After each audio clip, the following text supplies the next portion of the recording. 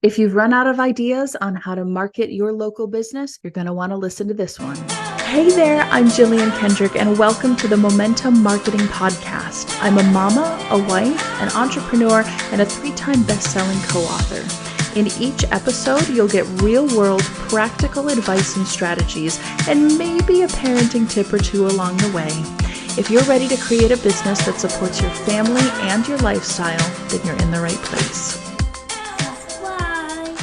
Welcome back. Welcome back. I'm so excited to be here with you today. Thank you for tuning in to the Momentum Marketing Podcast. As always, I'm your host, Jillian Kendrick, and I'm really glad to be here spending this time with you. Today, we are talking about local marketing. As I'm sure you're aware, or you might have a clue, that local marketing and online marketing can be a little bit similar, but they can be very different. When you're targeting an audience that's really broad and anybody in your state, anybody in the country that you live in, or anybody in the world can buy from you, that's a really, really broad list of people. And we want to narrow that down somewhat. But local marketing for brick and mortars or businesses that specifically serve an area of their town, their state, their country, wherever you live, maybe it's a tri-county thing, maybe it's a tri-state thing. If you have that type of business or you want to learn more about it, this is definitely the episode for you. We are talking about marketing local businesses and ideas that I've seen work and have come up with over the years. This is going to be an awesome value-packed episode that you're not going to want to miss. And even if you are the type of business that's online and it's more broad, I'm going to tell you to stay tuned and listen to this one anyway, because it might spark some ideas and help you break through a few of those barriers. Before we dive in, if you're looking at how to generate more leads online, if you want to learn how to do lead generation the right way, the best way, and the way that's working right now, today in the industry, head on over to jilliankendrick.com/masterclass and sign up for my absolutely free training. It is so good, y'all. It's 39 minutes long, so I'm not going to take up your entire day. It's so good. It's jam-packed with tons and tons of value. I pepper in a few nuggets here and there, and it's just really good stuff, man. I'm so proud of that webinar. Head on over to jilliankendrick.com/masterclass where you can learn more about how to generate leads right now. So let's dive in and learn more about local business marketing. First and foremost, when it comes to doing anything related to local business or geo-targeted businesses or areas that you are going to serve as a local business or as a brick and mortar, you absolutely have to have a Google My Business listing. I think it used to be called Google Places. Now they call it Google My Business. And what's going to happen when you have a Google My Business listing is that listing will come up first in the search results. So you can have a website,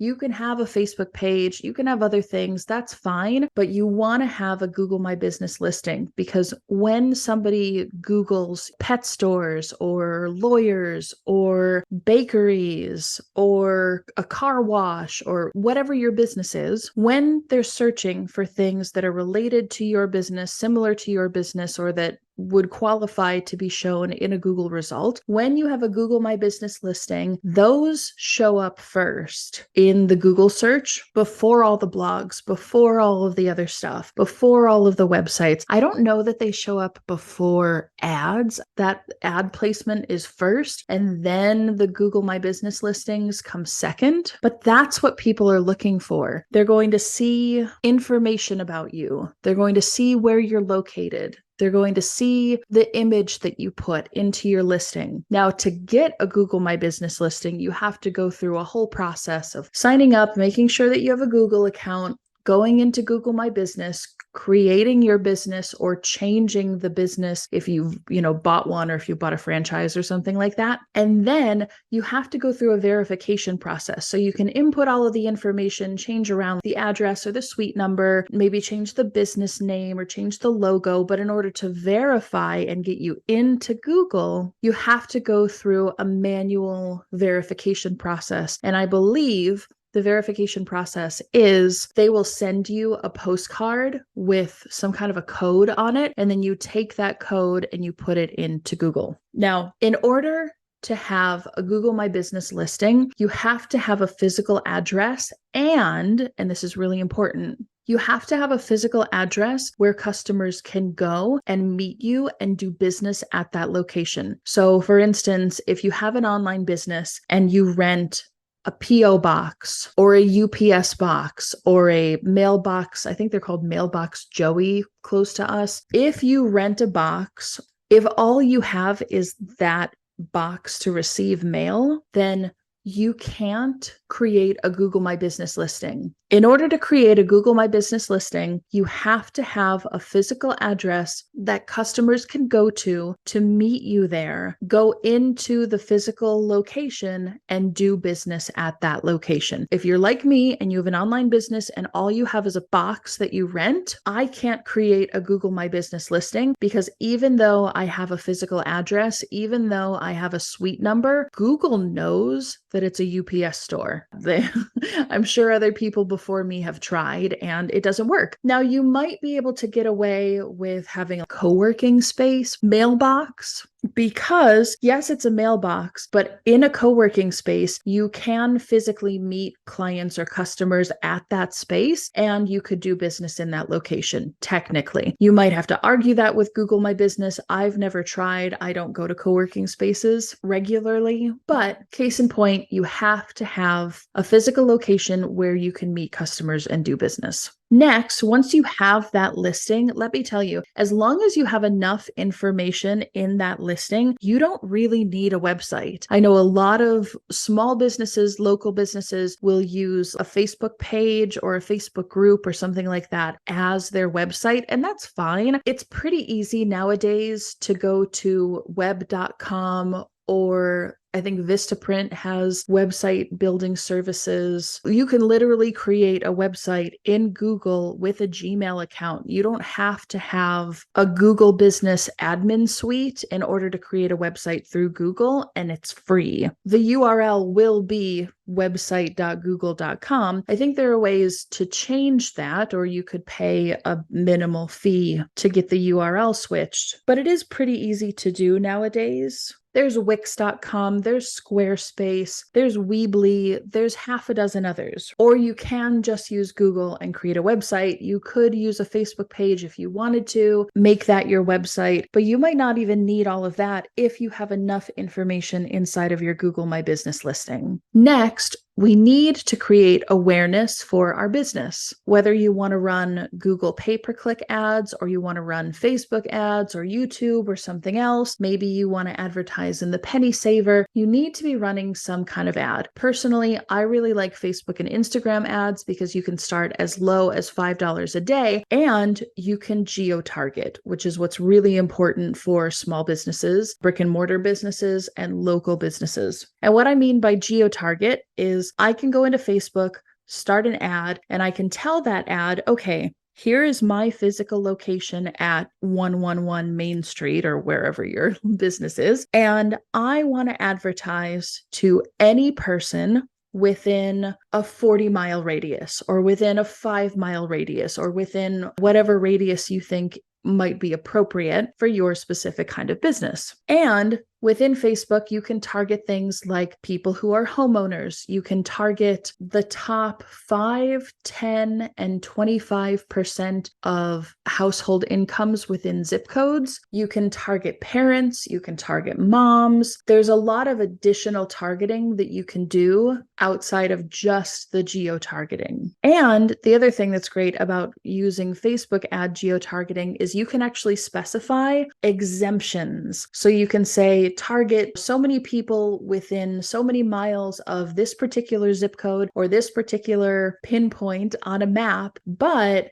don't show this area or don't do this. You can have exceptions to all of those rules, which I really like a lot. And because you can start Facebook and Instagram ads at just $5 a day, they're very economical and feasible for any business owner at any level. Google ads are a little bit of a different beast, so to speak. You have to specify the keywords that you're interested in targeting. You have to bid on how much you're willing to spend for that click. So you have to know your ROI really, really well, or be willing to play around with it for a bit until you hit that sweet spot. And the other thing that's different about Google and Facebook ads, in my opinion, two things actually. One, Google only gives you a certain number of characters that you can use for the title of your ad or the headline of your ad. And so you have to be really, really good and brief and succinct with what you're going to say and who you're trying to attract. And the second thing about Google ads versus Facebook ads from a strategy perspective is Facebook and Instagram are more of discovery platforms. They're more of, I'm scrolling through feeds, I'm looking at different things, and oh, here's a new local business, here's a new bakery, here's a new veterinarian office that just opened up. Oh, I can check that out because I have a pet, or because I like pastries, or because I'm interested in this particular thing. Facebook and Instagram are much more discovery platforms.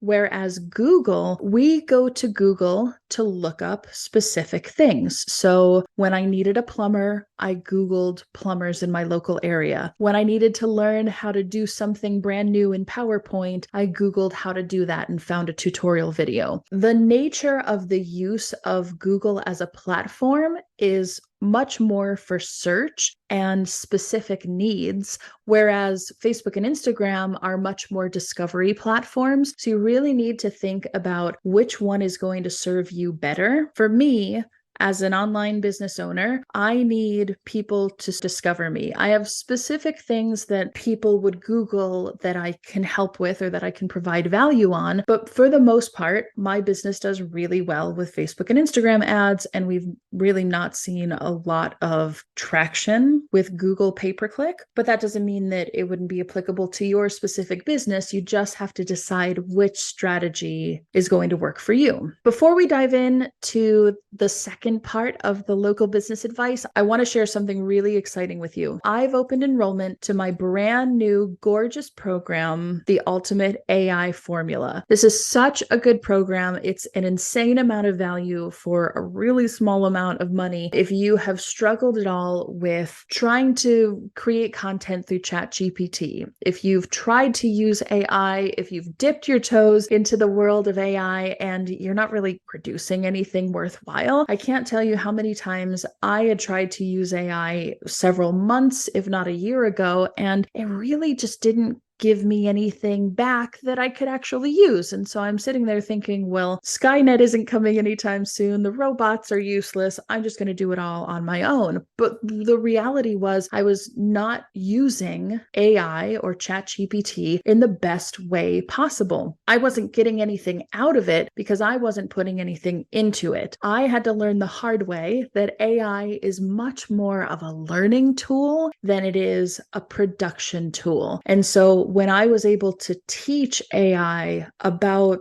myself, about my business, about who I'm trying to target, about my audience, about the way that I write and the things that I say, then ChatGPT and other AI systems were able to give me back content that was so much better. It sounded like I wrote it. It sounded like something that I would want to read, and it was so good. Now, granted, it wasn't perfect. I still had to edit and tweak and Jillianify the content that it gave me, but it made my content production so much faster and so much easier because it was producing stuff that was actually applicable to me, to my writing style, to the things that I say, to the way that I speak, and to the nature of how I write. This formula that I'm going to teach you inside of the Ultimate AI Formula has absolutely fast-tracked my content creation exponentially. So for only $37, you can get access right now to the Ultimate AI Formula. Just head over to automatedmama.com/AI formula, all one word, AI formula. And you can get access for only $37. It's at a discount right now, probably for the next couple of weeks or so. And then it's going to be going up. I think we're going to sell it for $197 or something. So if you want the Ultimate AI Formula at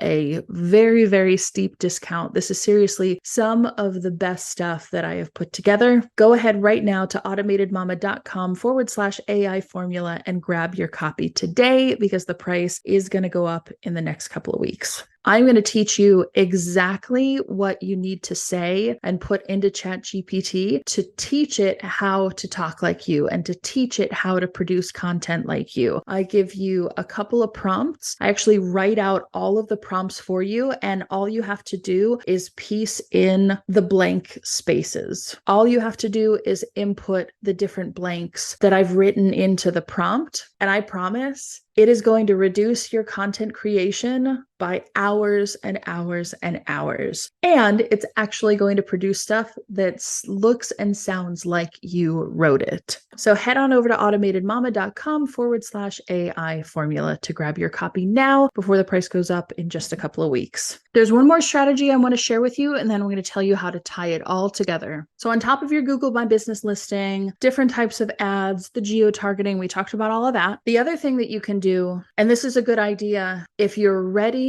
to run ads, or even if you're just not quite ready to run ads. Sometimes ads are really intimidating for people and they're just not quite ready to do it, or they don't know how to do it. Whatever your situation is, I would also recommend doing this strategy, which is get a list of the type of people that you can serve. So I'll give you an example. One of my listeners wrote in to hello@JillianKendrick.com. I actually do check that inbox and I do respond to every single email I get, except for the rando ones, the cold emails who are like, come join us on this thing. And I'm like, I have no idea who you are. Those I delete, but I do respond to the other actual ones. So if you really are a human being with a legit question or concern, I do respond to those. One of my listeners wrote in, hey, I'm trying to market my local business. What ideas would you have to do that? And specifically, she sold basically kitchen equipment, spatulas and aprons and microwaves, pots and pans, knife sets. She sold kitchen equipment to restaurants. So let's use that as our example for this specific strategy. The idea that I shared with her was,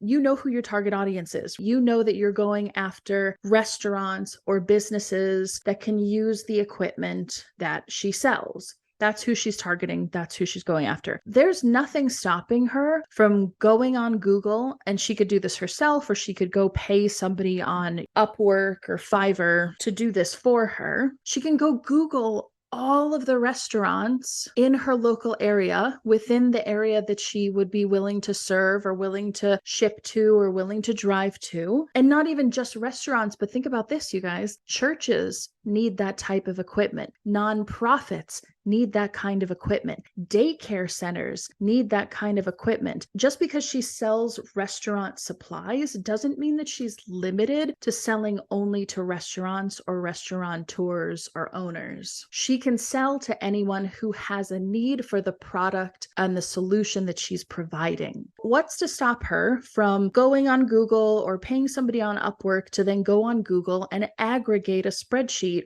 of all of the churches, daycare centers, senior living centers, restaurants, medical facilities, and so on and so forth, that could be her potential customers. And then once she has that list, then figure out, who might the decision maker of that restaurant be? Is it a manager? Well, no, maybe not. Is it the owner? Maybe. If it's a franchise, you might be limited with franchise stuff. I don't know a whole lot about franchising, if I'm honest, and I don't know whether a McDonald's franchise or a Chick-fil-A franchise would require somebody to use their equipment or their vendor for equipment, or if they're allowed to use a local vendor. I don't know what that looks like. You would have to figure that out for yourself. But she could aggregate this list: business name or restaurant name, address, phone number, who's the owner, who's the restaurateur, who's the decision maker or the manager of that business. And then she could send what we call a sales letter or a shock and awe package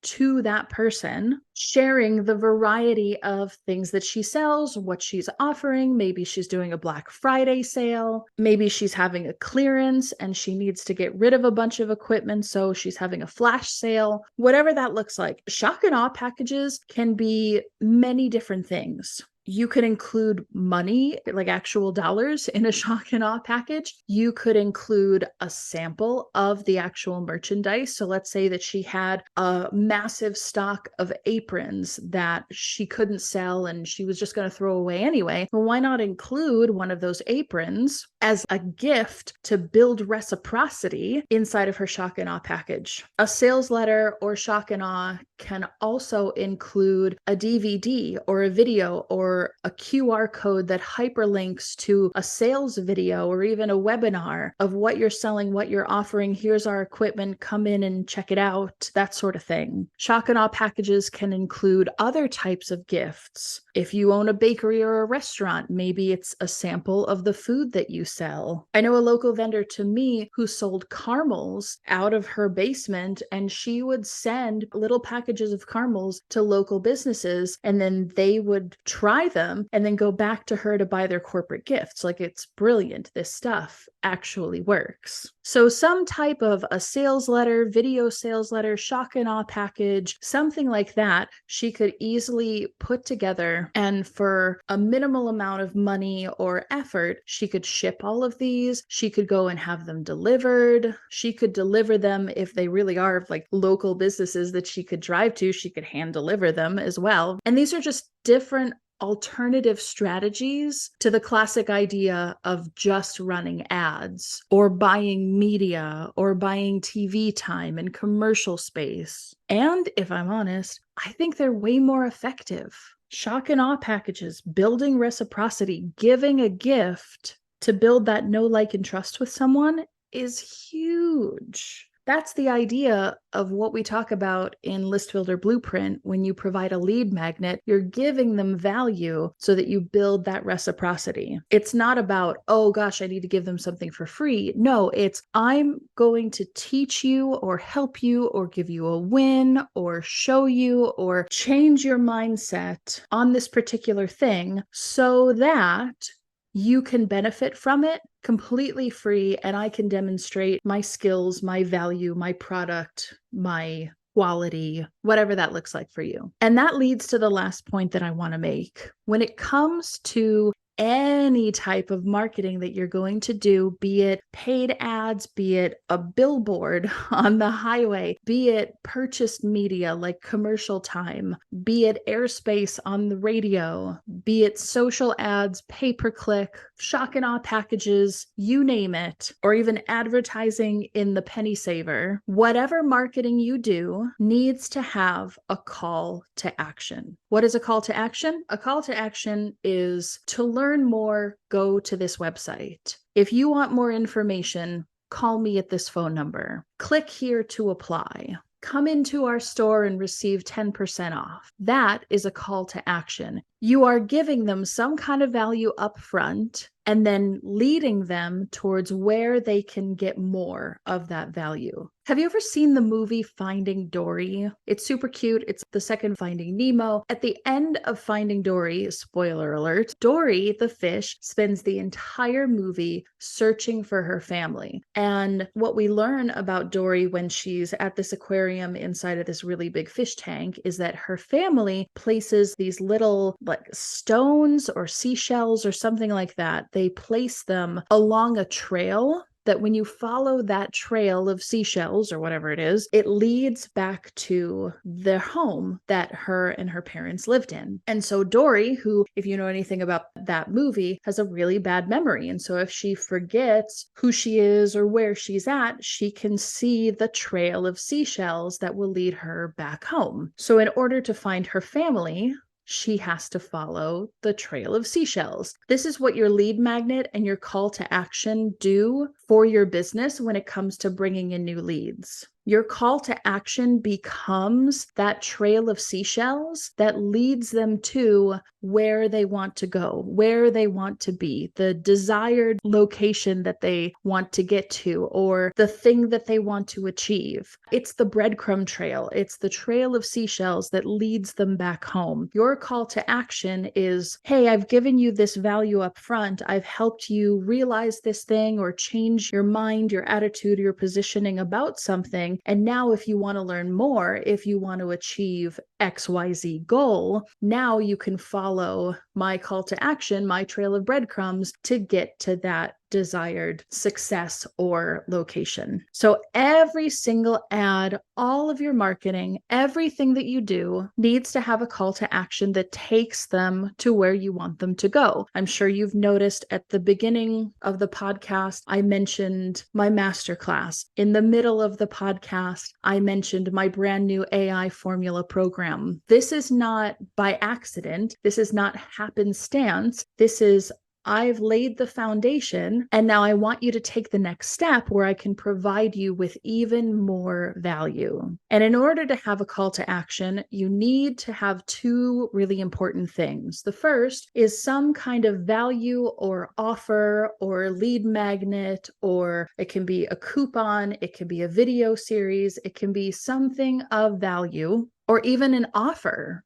The offer for our example that we just talked about, our restaurant supply company, the offer for her can be, hey, come into my store, bring this letter with you, and receive 20% off your purchase of $100 or more. There's a great example. Or, hey, if you call me before December 1st, I will bring my brand new knife set and let your chefs try it out totally for free. I'll come to your restaurant and you guys can test it out and see if you like it. That's something of value. That's a great call to action. But most of the time, we need a mechanism for which this call to action can take place. And the way that we do that very often is through some kind of a software. So we want to capture their information. We want to do that digital business card exchange, so to speak, and give them an opportunity to hear more about us, but for us to learn more about them. It's equal. That's communication.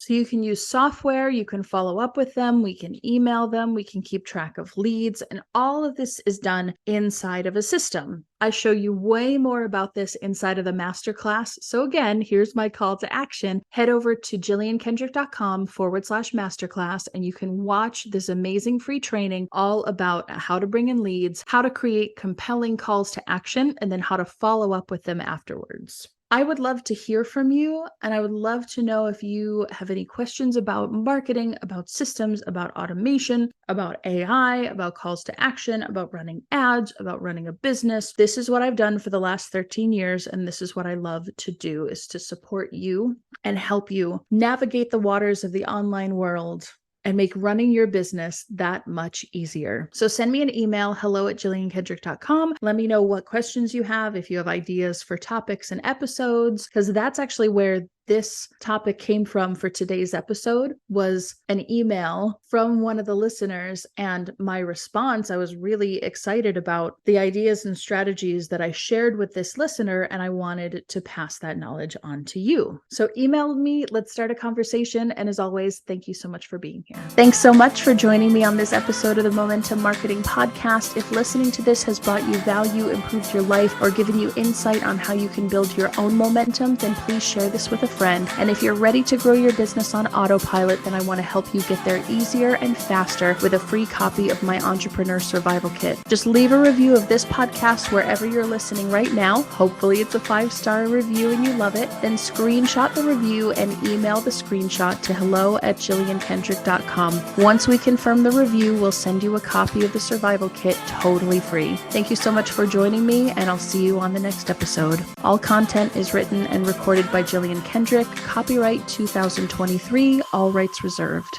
Subscribe.